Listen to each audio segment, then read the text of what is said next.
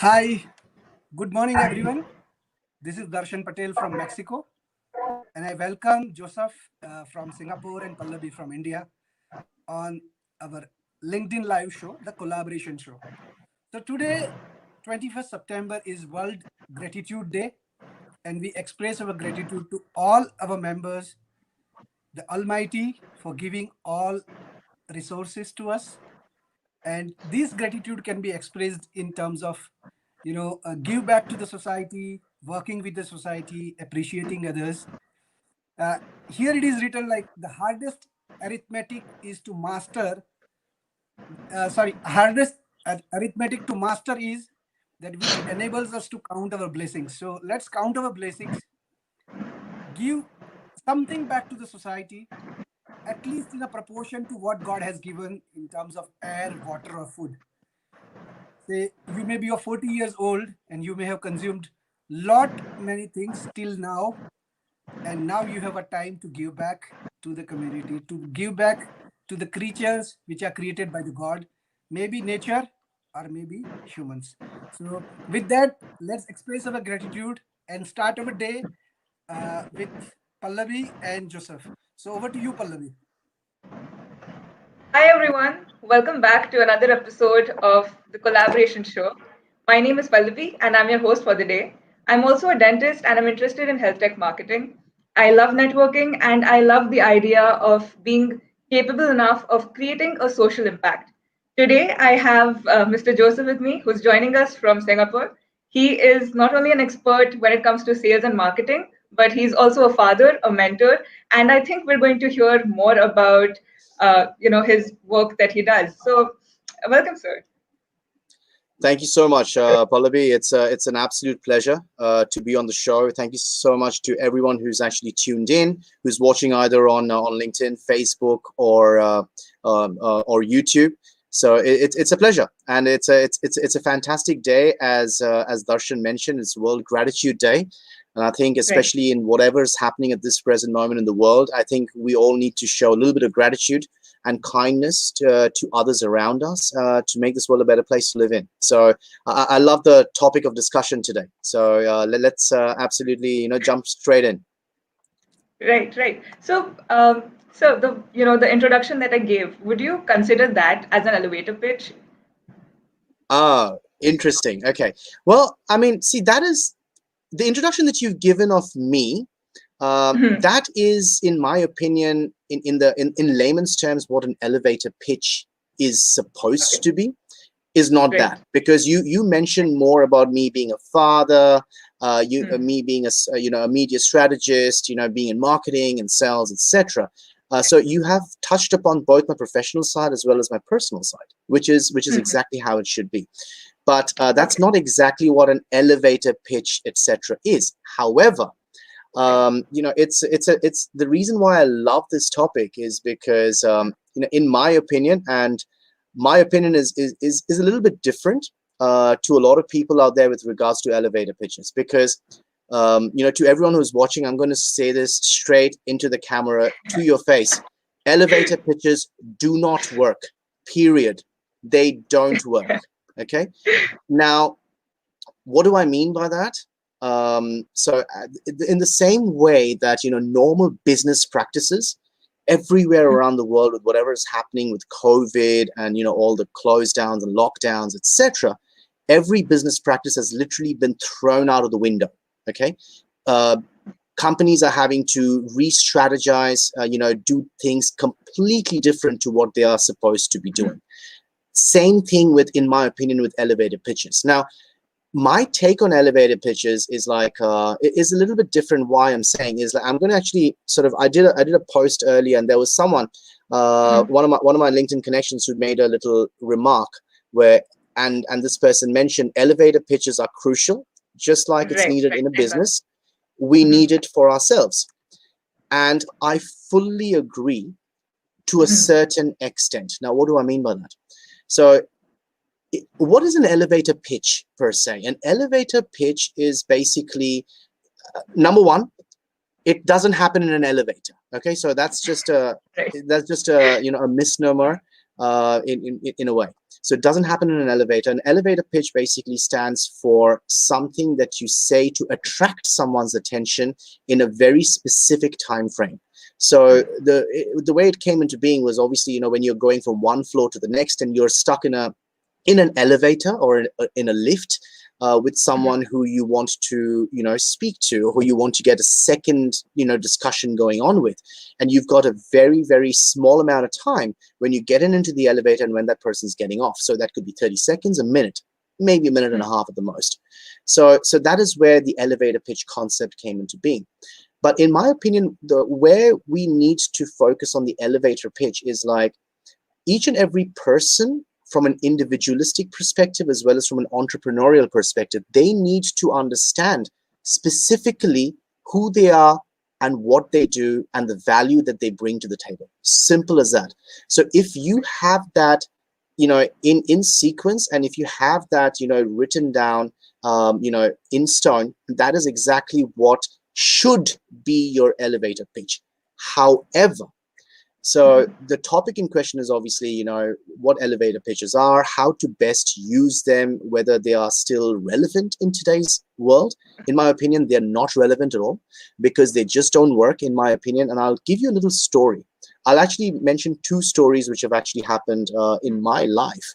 And that's one of the main reasons, because I was a big believer in elevator pitches. Like I've always been in sales and business development and marketing and strategy, etc.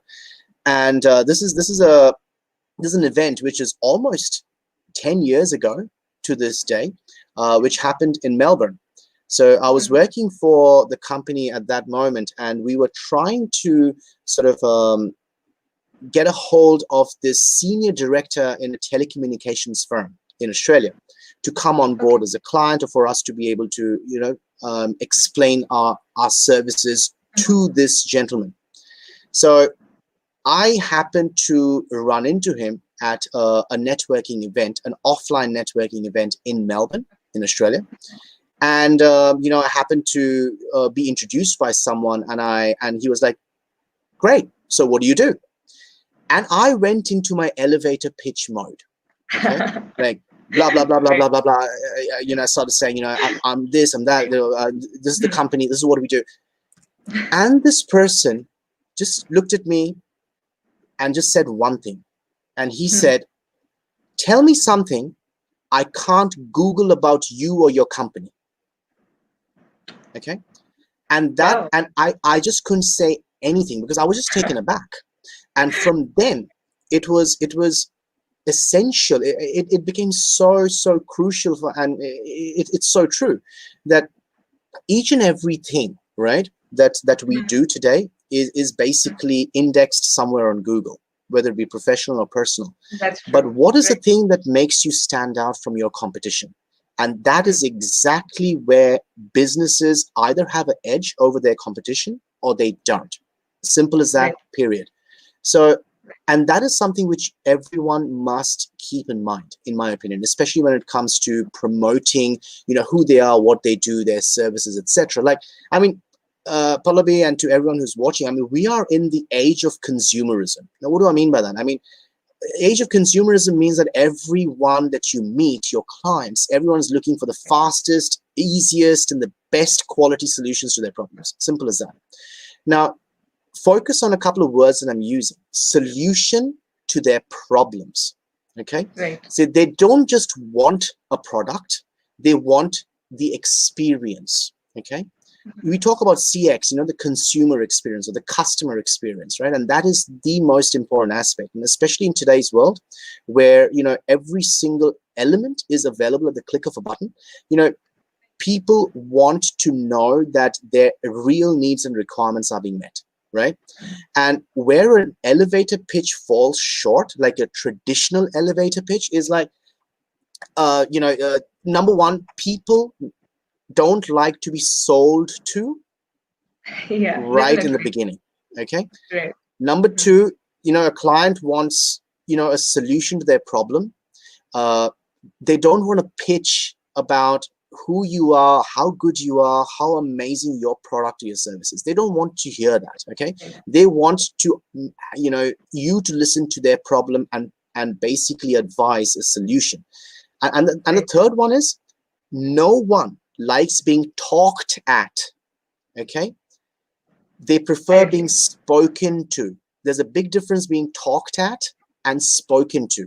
So I think that's the main element of an elevator pitch, as to, in my opinion, where it is essential to being able to connect with an individual. Because what is the main essence? You know, what you have to do as a sales or a marketing guy, whatever you do, whichever industry you are, Right.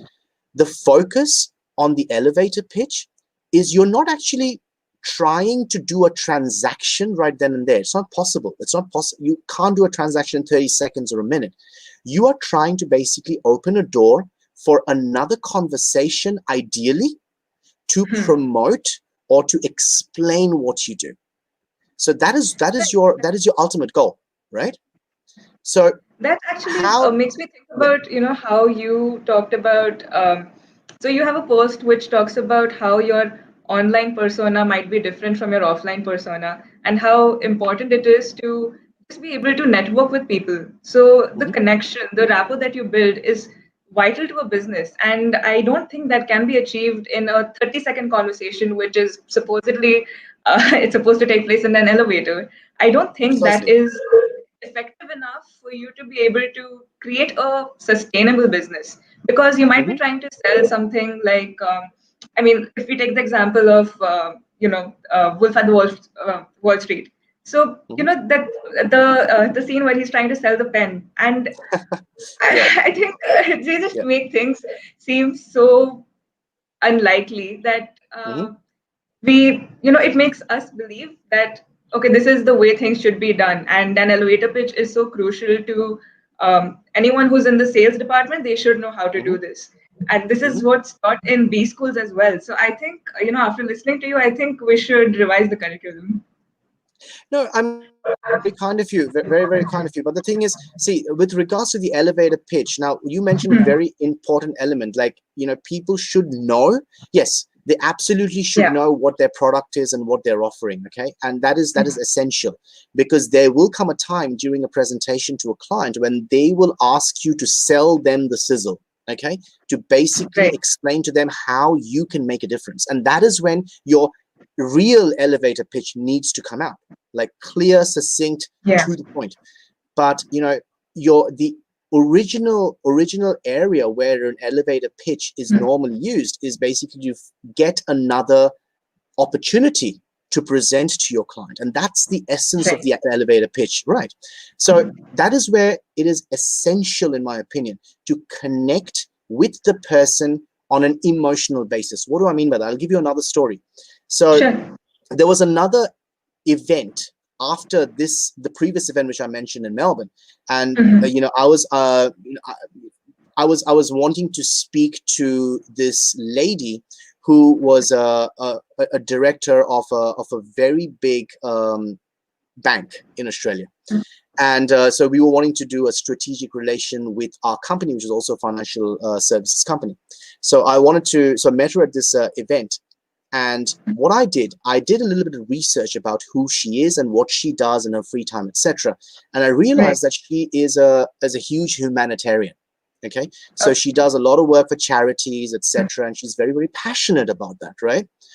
And at that moment, I used to actually volunteer at the Guide Dogs Victoria. So what the Right. Guide Dogs is about, seeing eye dogs, people who are visually impaired, they've got dogs to basically, Mhm. take them around from Yeah. place to place. So I Yeah. used to volunteer at the Guide Dogs. So Oh. I went up to her. I went up to her and I was like, very nice meeting you. This is me, so-and-so, from this so-and-so company. Uh, I'm not going to tell you something which you can't Google about me or my company.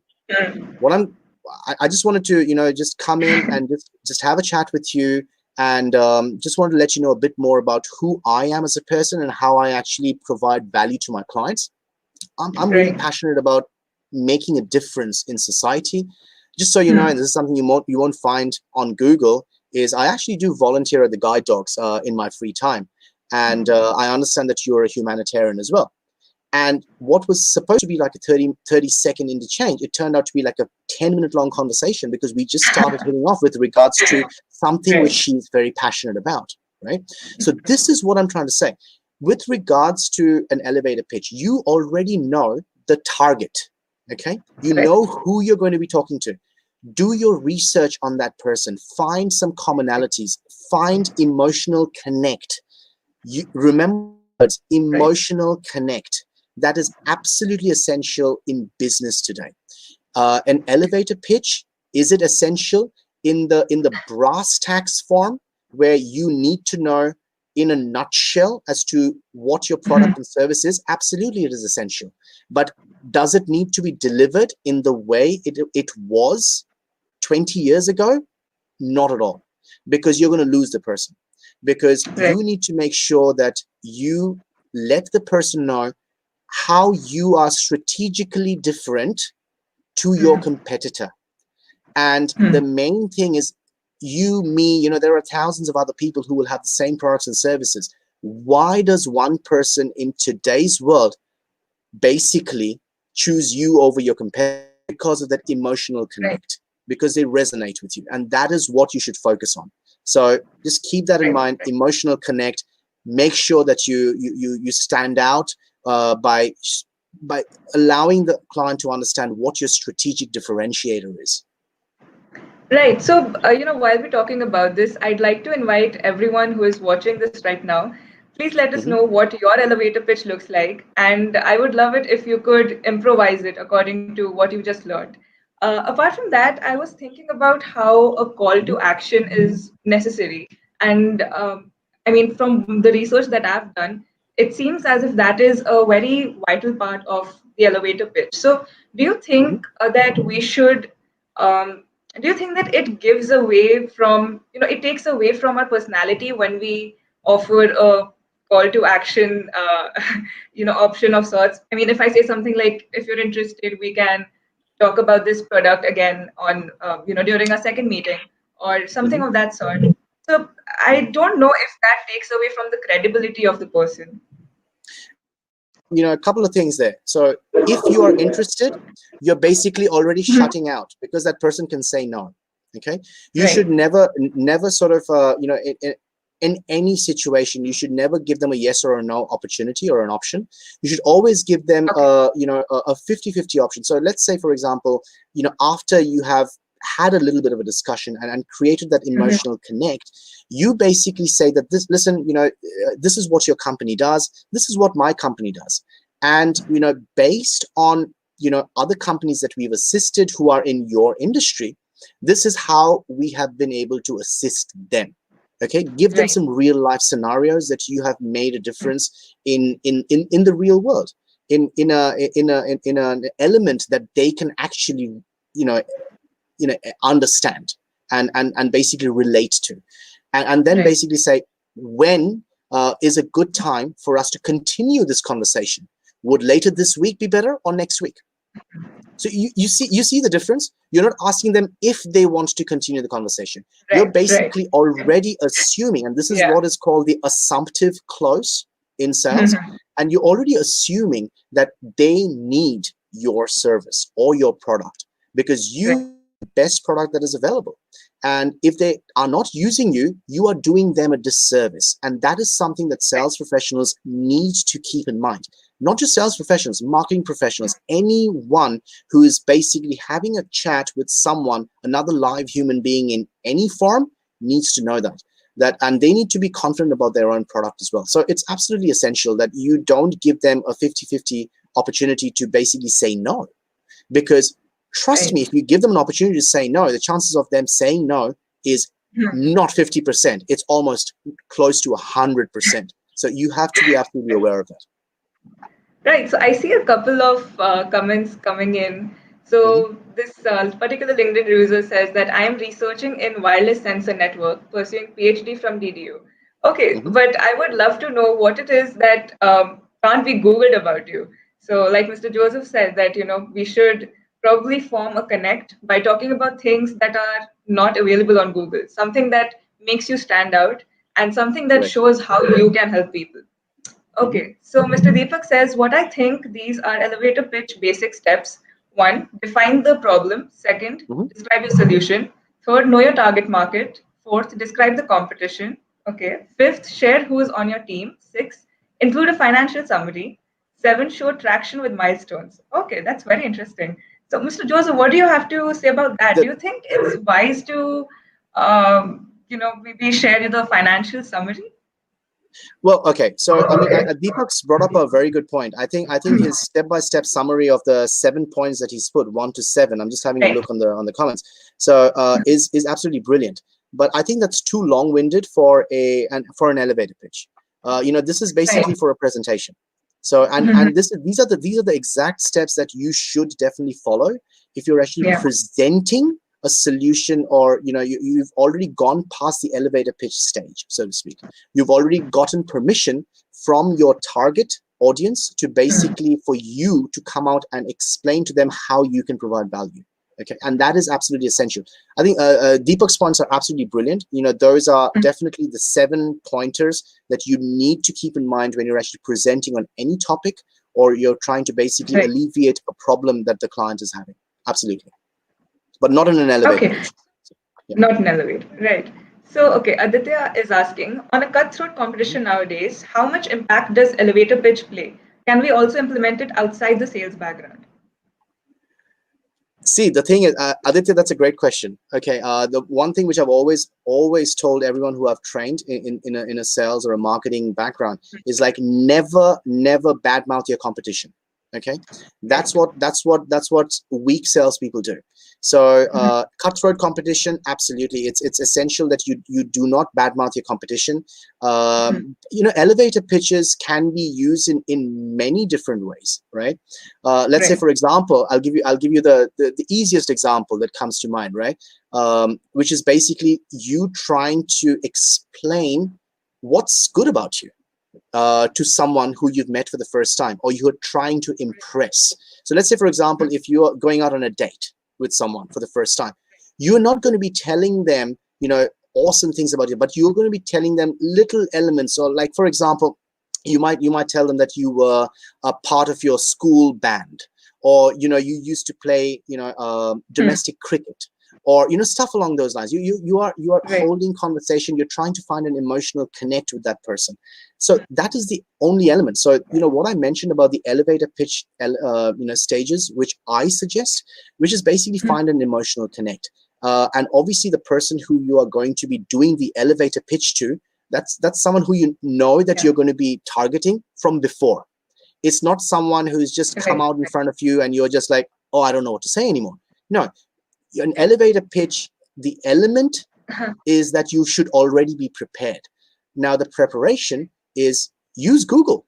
Find out more about the person who you're going to be approaching. Try and find out little elements which are, similar, which you have similarities in, and find that emotional connect. And that Right. can be in But any industry, I any feel field. that maybe in terms of, let's say, things like cold calling, or if, let's say, you are a company that's just starting out, it's very Uh-huh. hard to convince people that, to show them the good side. And let's say I want to close a deal, and I know that if I tell them, if I try to push it a little bit, they would say yes. So I think in that stage, I would be thinking about whether I should go ahead with it, or if I should maybe pull back a little. I don't know. I wouldn't want to be pushy, but I would want to close the deal. So how does that work if somebody's just starting out in sales? You've got to ask the right questions. That's the main thing. Okay, you've got to ask the right questions. So you have to act like a doctor. Okay, Right. the sales field, or the sales team needs to literally become a doctor. Now, you're a doctor, a medical Right. doctor, you're a dentist, so you know what I'm talking about out here. Let me explain what I mean by how a salesperson and a doctor is very, very similar. A doctor, first, you just don't go to a doctor and they just don't prescribe you medicines without knowing your symptoms, correct? Mhm. They will do a full analysis. They may ask you to do some tests, etc. They will go through your x-rays or whatever other medical reports. Then they will go through your symptoms, and then they will prescribe you medication. The same Right. way with the sales team. It's not a one size fits all offering. You Yeah. have to, number one, act in a consultative approach. So the Hmm. consultative approach or consultative selling is extremely important. And that's where you need to make sure that, when you're actually speaking to someone, you actually try and find out what their real needs and requirements are, what their actual pain points are, in whatever they're doing, and that is absolutely essential. So focus on that. So and then after you know what their real pain points are, trust me, if someone's got a pain point, they have a budget to basically Yeah. get rid of it. Always remember that.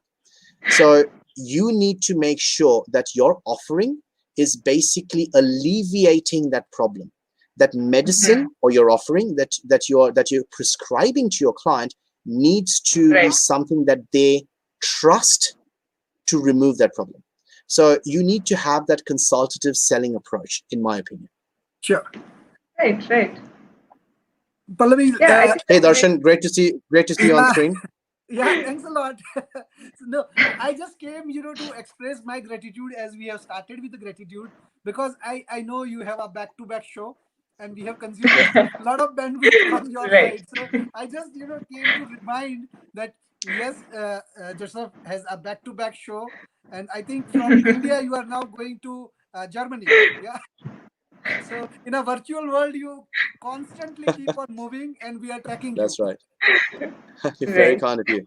Thank you very much. Thank you very much. No, it's been a pleasure. I can still do another 5 minutes of questions if anyone's got any questions. So, Oh, Right. There are actually and a lot of comments. I was just having a look at that, and it's so hard to pick these comments out. And okay, I think I'll go with this one. Right. So Adi says, I think these five questions should be fine. What is the problem? Who has the problem? How do they solve? Solution? And is it better? Okay. perfect. So he will, Brilliantly yeah. said. Great, Brilliantly great. summarized. You should focus on what the problem that person is facing. Okay, and that is essential because you are there to be, a problem solver. You are there to Right. be a client partner. You are there to make sure that you're alleviating the problems that they're having, which and basically make it a distant memory, so to speak, and that is Right. absolutely essential. So I think his name was Aditya. I think yeah, well said. I think that is exactly what you should, Adi. So Adi, well said. I think it's absolutely essential. Focus on the problem that your client's having, and then try and fine tune a solution based on that problem. Don't try to use a legacy approach, which is basically a one size fits all. That doesn't Right. work. Absolutely. Yeah, I think that is a problem with elevator pitches because if you have it prepared beforehand and if you're using the same pitch over and over again, precisely, it doesn't make precisely. sense. Right. Precisely. Like, I mean, what may resonate with Darshan, for example, when I meet him. I mean, it Yeah. might not resonate with you, Pallavi. I'll give you a very, very simple example, and we've got a lot of people from India who are watching, and obviously, Right. I'm originally from India, from Calcutta. I'm just going to use an IPL example, right? So, Okay. Pallavi, I mean, you're I'm assuming from Calcutta, looking at your name. So, your favorite team would be Kolkata Knight Riders, right? Darshan's Used to be favorite the team could first be thing. Delhi Daredevils, for example, right? So if I go and try and have a conversation with Darshan, and we're talking about cricket, right? And I tell him that Delhi Daredevils is the worst team there, right? Kolkata Knight Right. Riders is the best. Do you think I'm going Right. to be able to get a second conversation with him? No, no, quite literally obviously, not. you will be kicked out. Exactly. So you need to make sure that, like, you need to adapt to the situation, and that's the reason as to why the most effective or the most important element in any kind of conversation is basically your listening skills, and that is absolutely essential. You need to be able to listen very carefully, actively listen to things that the person is actually not telling you, not just the Right. things that they're telling you, but things that they're not telling you. That's where consultative selling comes into its essence. It's not something that you can just master within a couple of days. It takes years to practice, quite literally. You are going to fail, you're going to falter. But the thing is, as long as you always, always, always have the intention to provide value to your clients, you will make a difference. Definitely. I love how you equated, the work of a doctor and a salesperson because they both have to Yeah. be very intuitive and they have to have really strong listening skills. It's true to diagnose the You use the problem and word. You've used the yeah, word perfectly. Intuitive. You have right. to be intuitive.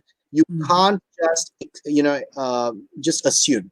You have Exactly. to probe deeper. You have to try and understand the problem, because most people will not tell you their real problem until and unless you actually make them tell you. Right. Okay, and that Right. is absolutely essential. That's even more important, especially in the sales field, in any Mm-hmm. kind, because they don't want to tell you the real problem, because they themselves, in a way, if they're in a senior managerial position, Right. if it's a problem that they're having, it doesn't look good on them.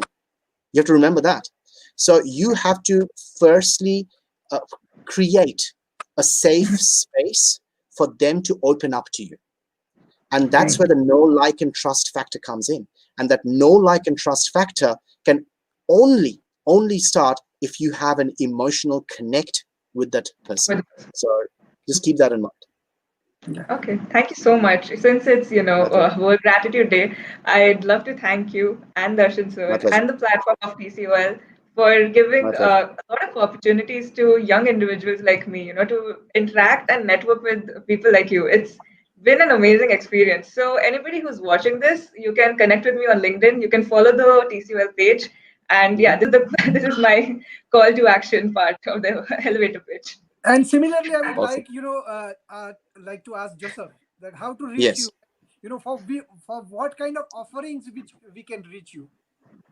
Well, I pretty much live on LinkedIn. I mean, I do have, Facebook and Instagram and stuff, but, I need to start charging LinkedIn for rent, not pay, not the other way around. I literally live on LinkedIn. So, I mean, that's the best way to connect with me, to follow me. So, please click the follow button. And yeah, absolutely. I have an open profile. If there's something specific you'd like to ask me to get my advice on, always happy to assist anyone out there. I do a lot of sort of consulting work, and yeah. So if you're a business owner or anything, if you're stuck with regards to anything, if you just want to run some ideas off me, yeah, please reach out to me. But don't just reach out with like a hi or a hello, because I'm going to delete that message. Just reach out in a meaningful manner, right? And just, you can mention the show, and you can say, hey, listen, this is an issue which I'm thinking, I want to just run some ideas by. And see, this is another element, and I'm glad you brought it up, because I actually was thinking about it while I was talking. In an elevator pitch, it is essential sometimes to basically ask for a favor. Okay, now what do Right. I mean by ask for a favor? People like doing things for others. That's just human nature. We are givers by Hmm. by from within. We Right. like to do good things for others, right? And that is an essential part of this. So ask for a favor. So right at the end, just say, hey, listen, would love to obviously explain how my company can do. I'm going back in the elevator pitch mode. How my company can make a difference, and provide some solutions with these problems that you have been having in your company. But apart from that, I'd love to just pick your brain, because you're an inspiration with the journey that you've had over the last 20 years in your corporate career. I'd love to know more about you. Make them feel important. Ask them for some advice. People love giving advice. People love the sound of their own voice. Remember that. People love the sound of their own voice. If you are the person who is talking the most Yeah, during a I presentation, true. you are not going to close the deal. Correct. You Right. get your client to start talking. That's it. That's all you need to do. Do done that. Thanks, Joseph. I think we should be meeting for one complete movie like the recent movies Yeah. I have seen. Yeah, the social Very fun. dilemma. So let's connect for an hour or so and have that hour Mhm. long show, a brainstorming show. Absolutely. So thanks. I'm most happy to collaborate, and answer any questions, and provide any kind of value that I might be able to from my end. So Thanks. thank you I for have to thank you steal. so much for having me on the show. Yeah, I have to Yeah. steal your time. Thanks a lot. I think we will Thank Thank you. continue you. talking. Yeah, thank No you. Thank worries at you. all. Take care.